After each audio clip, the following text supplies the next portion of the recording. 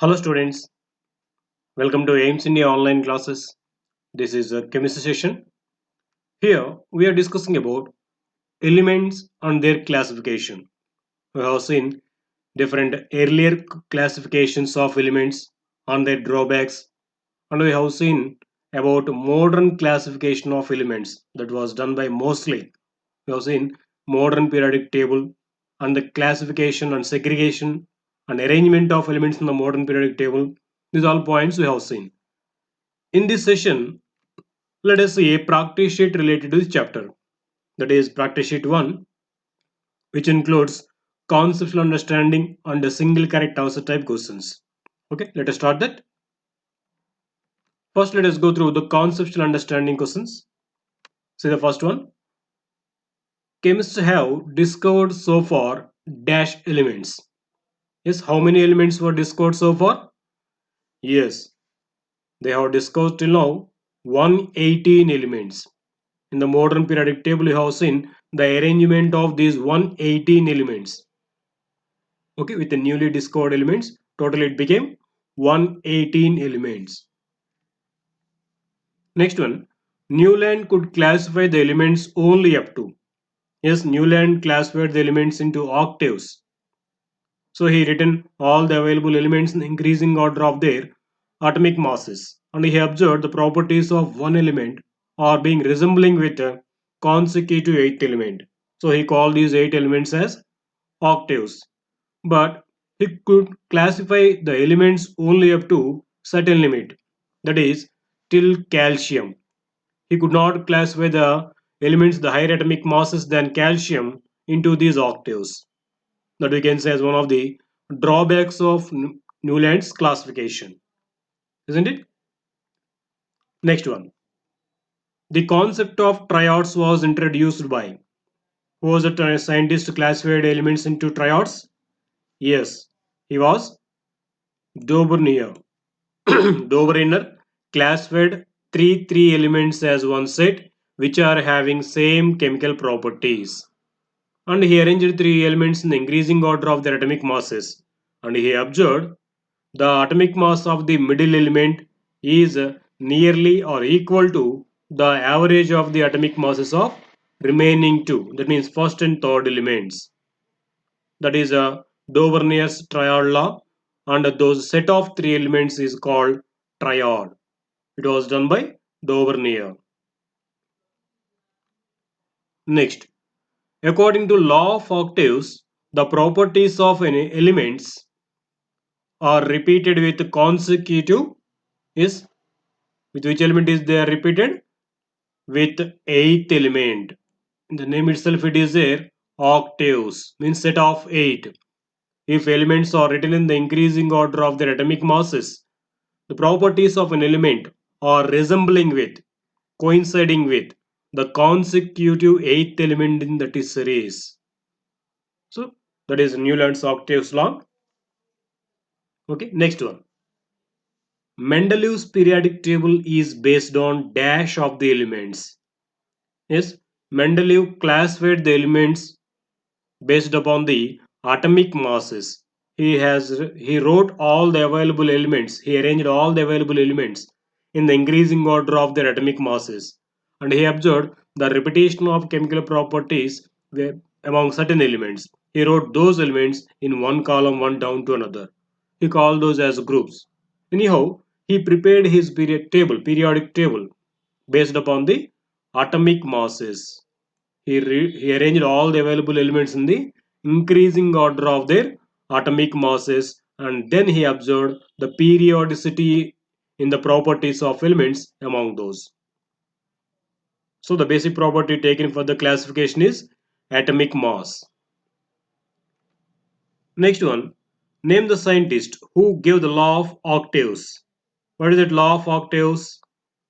When elements are written in the increasing order of their atomic masses, the properties of an element are being resembling with the consecutive eighth element. It is a law of octaves, and this was proposed by the scientist Newland. So it is called Newland's law of octaves. Okay, he was Newland.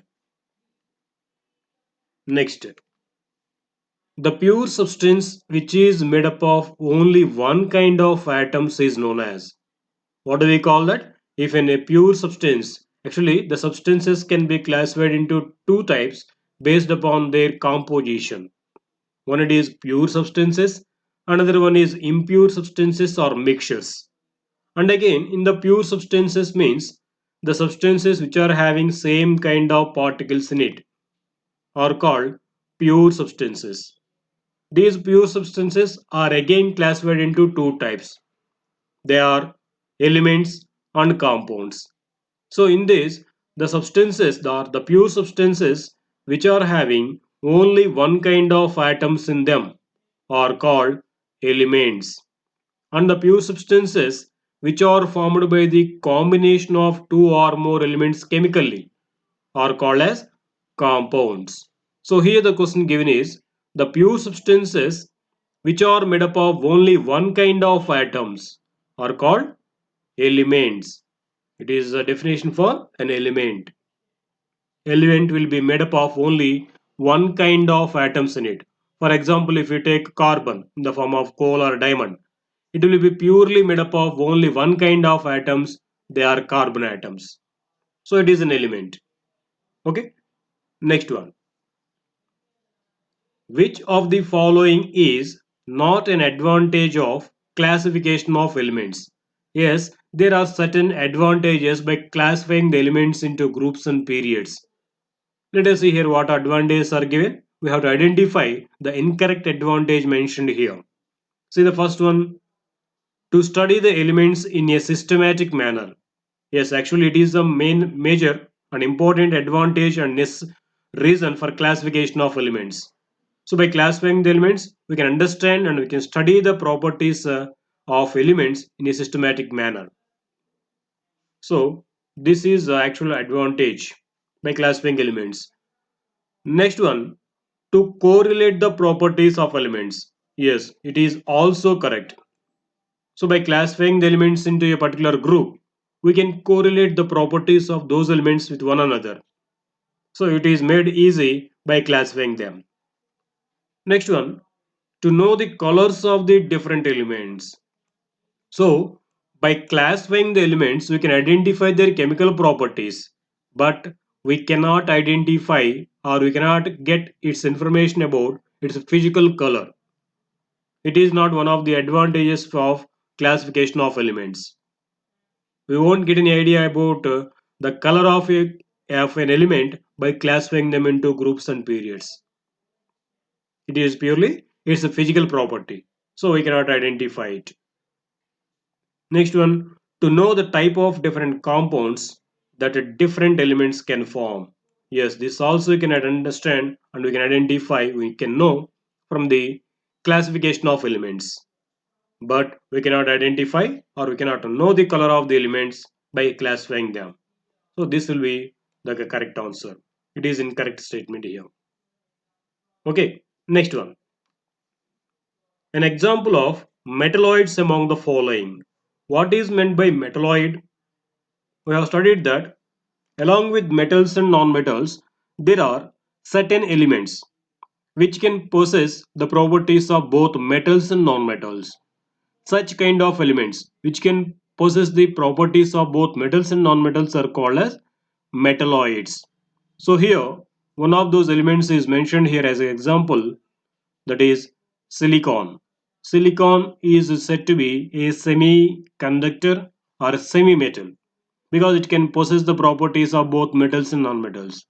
Whereas if you see the remaining, calcium is a metal, hydrogen is a non-metal, sodium is a metal, but here silicon is a metalloid. Okay, next one. The number of columns in the modern periodic table. How many vertical columns are there in the modern periodic table? Totally there are 18 vertical columns. Actually it is to be 32 vertical columns, but to make it convenient, 14 elements from third group are kept separate down, as we know them as F block elements or inner transition elements. We call them as lanthanoids and actinoids, isn't it? So by the separation of these elements, 14 elements and written down to the original periodic table. Now the number of columns in the modern periodic table it became 18. So each vertical column is considered as one group. Next one, according to modern periodic law, the properties of the elements are periodic functions of their. Yes, what does it represent here? Periodic law. When elements are written in the increasing order of their atomic numbers, then the physical and chemical properties are being repeated from one element to another element. This is a statement of periodic law, modern periodic law. It states that the physical and chemical properties of the elements are the periodic functions of their atomic numbers. This is modern periodic law. So periodic functions of their atomic numbers. Next one, lanthanoids and actinoids are called. What are they called together? Just now we told from third group, lanthanoids and actinoids are written separately at the bottom of the modern periodic table. These, out of these, the first two horizontal row elements, the elements after lanthanum, cerium to lutetium, they are called lanthanoids because they are also having the similar chemical properties with lanthanum. And even the next horizontal row contains elements actinoids. Okay, thorium to lawrencium. So these elements are called actinoids because they are being after actinum and they are also having similar chemical properties with actinum. That's why they are called actinoids. These all elements together, lanthanoids and actinoids, all together considered as inner transition elements. Okay, they are called inner transition elements. Next one. Now let us say about single correct answer type questions. See the first one among those. The scientist who classified the elements into a tabular form for the first time. Yes, before him, so many scientists they have tried to classify the elements, but they have given certain groups or batches of elements with similar properties. But for the first time, Mendeleev, Mendeleev classified the elements and he arranged all the available elements into a tabular format. That's why he is called father of periodic table. He is Mendeleev. He was a scientist who succeeded to arrange all the available elements at that time into a tabular format. He was Mendeleev. Dmitry Mendeleev classified the elements for the first time into a tabular column. But he has atomic mass as the basic property for classification. Because of that, certain drawbacks were aroused in that. Anyhow, he was a scientist who arranged all the available elements for the first time into a tabular column. Okay, that's the first periodic table you can say. Next, the law of triads is not applicable. What is the law of triads? Daubernier classified three elements as one set and he called those as triads. And those three elements will be having similar chemical properties. And when they are arranged in the increasing order of their atomic masses, the atomic mass of the middle element will be equal to the average of the atomic masses of first and third elements. So in that way, he arranged three elements as one set and he called those as triads. See here, certain triads of elements are given, but one of them is not proposed by Daubernier triads. Identified chlorine, bromine, iodine is one of the Daubernier's triad. Sulfur, selenium, and tellurium is also Daubernier's triad. Calcium, strontium, barium also one of the Daubernier's triad. But sodium, potassium, rubidium is not a triad given by Daubernier.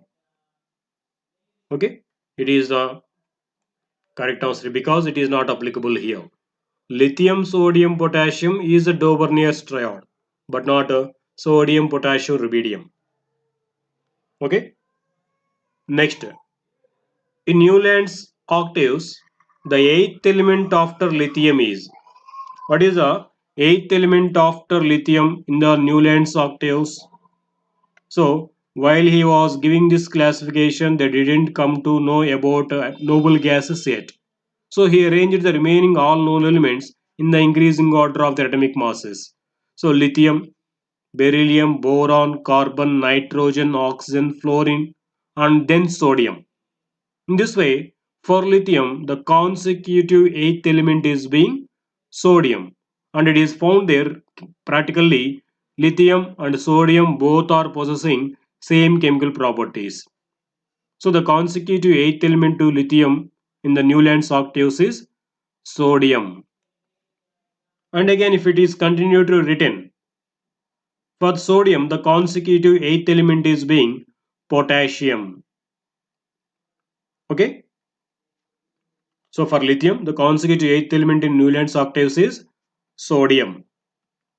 Next, the reoccurrence of characteristic properties of elements arranged in a table is known as. So in the modern periodic table as well as in the Mendeleev's periodic table, by taking one of the basic property, elements are arranged in a systematic way.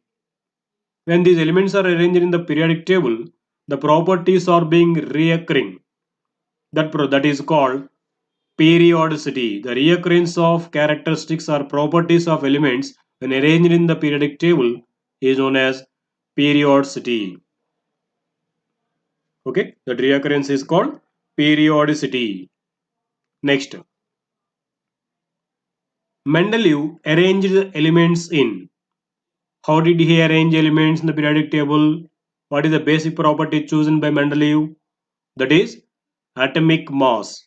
He arranged elements in the periodic table in the increasing order of their atomic masses. Okay, atomic mass was a basic property chosen by Mendeleev. He arranged elements in the increasing order of their atomic masses. This is correct. Next, which element was not known when Mendeleev proposed his classification? Yes, we have studied that Mendeleev left certain places for the elements which are not known at that time, and he expected to be found, and he left certain gaps for that element. So in that way, he left three gaps in his periodic table. So and he named those unknown elements also. One of them is Eka silicon, Eka aluminum, Eka boron. In this way, he named those unknown elements at that time by comparing its properties with the other elements present in that group just above that.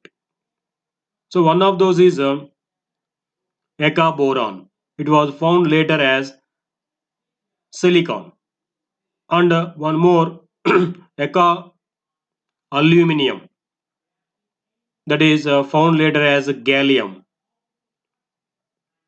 Eka silicon, that is germanium.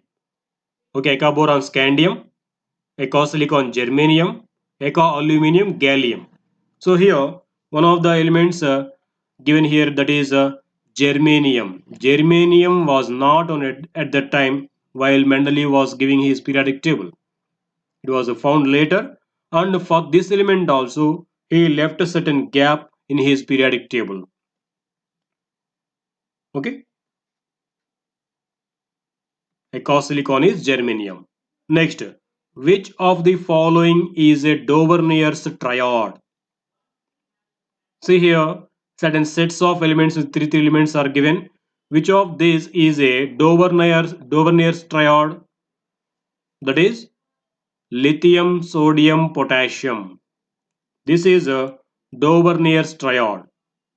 So means these three elements are having similar chemical properties, and these three elements are arranged in the increasing order of their atomic masses. And it was observed later, after arranging in the increasing order of their atomic masses, the atomic mass of middle element is being equal to the arithmetic mean of the atomic masses of remaining two elements. Here we know the atomic mass of lithium as 7 and the atomic mass of potassium as 39. If the arithmetic mean of these two atomic masses is taken, we get it as 23, which is equal to the atomic mass of middle element sodium. So in this way, he arranged three elements as one set and he called those as triads. In the honor of his name, they are called as Duvernier's triads. Okay, it is one of the Duvernier's triad. Lithium, sodium, potassium. Next one. Name the scientist who gave the law of octaves. Who was the scientist we have studied? Who gave this law of octaves? He was Newland. Newland have given this law of octaves. Octa means 8.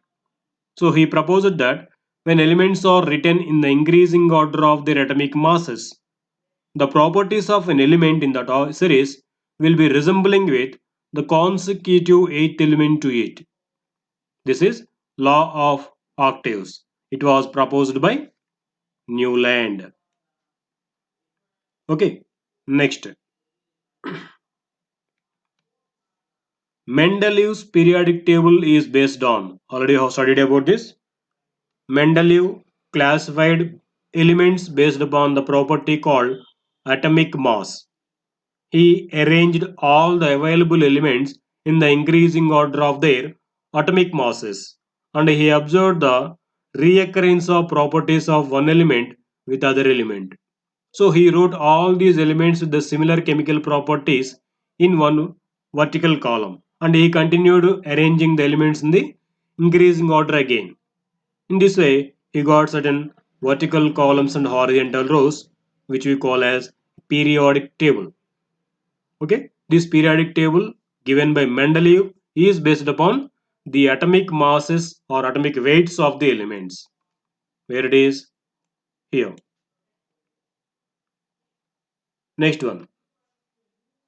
Which of the following is not an inert gas?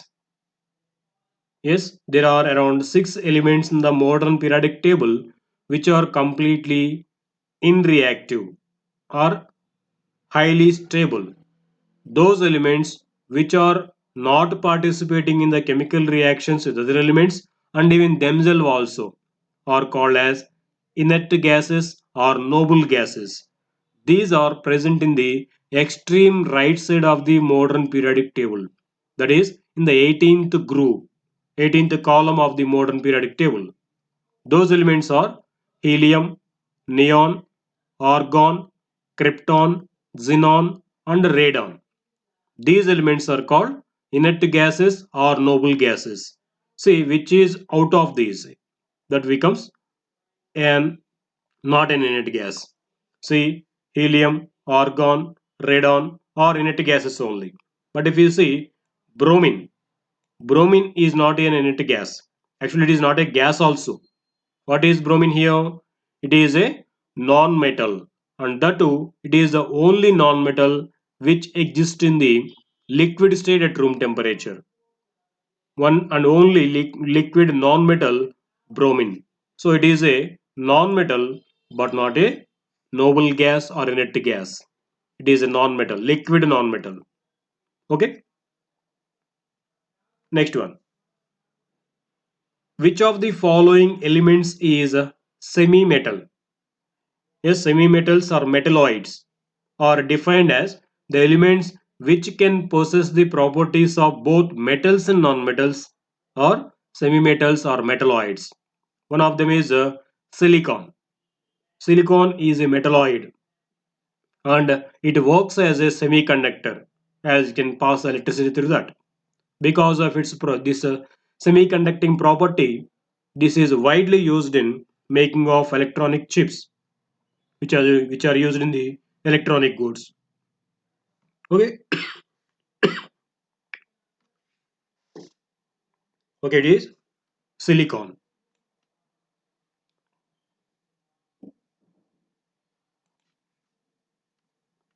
Next, see the next question. According to Mendeleev's periodic table, the elements were arranged in the periodic table in the order of. Again, the same question. According to Mendeleev, elements are arranged in the periodic table in the increasing order of their atomic masses. In the modern periodic table, elements are arranged in the increasing order of their atomic numbers. That is the difference. Next one, the shortest period in the modern periodic table is. How many periods are there in the modern periodic table? First of all, there are 7 periods. There are 7 horizontal rows. Each horizontal row is considered as a period. The first period contains only two elements. They are hydrogen and helium. So it is called shortest period or very short period. Okay, first period is called shortest or very short period. Next, second period and third period. They contain 8 elements in each. So they are called short periods. Second and third periods are called short periods. Then fourth and fifth periods. They contain 18 elements in each. So they are called long periods. And next, sixth and seventh periods. Already they are having 18 elements in the original periodic table and 14 elements are written down from that period itself. So the 14 also will come into the 6th period or 7th period. Lanthanides will come under 6th period elements. Actinides will come under 7th period elements. So by addition of these 14, 6th and 7th periods they contain totally 32 elements in each. That is why these 6th and 7th periods are called very long periods or longest periods in the modern periodic table. Now here it is asked about the shortest period, that is first period with only two elements, hydrogen and helium. Okay, that is a level 1 practice sheet. Thank you for watching our video. Please subscribe our YouTube channel AIMS Today and visit our website aimstoday.in for latest updates and recorded videos.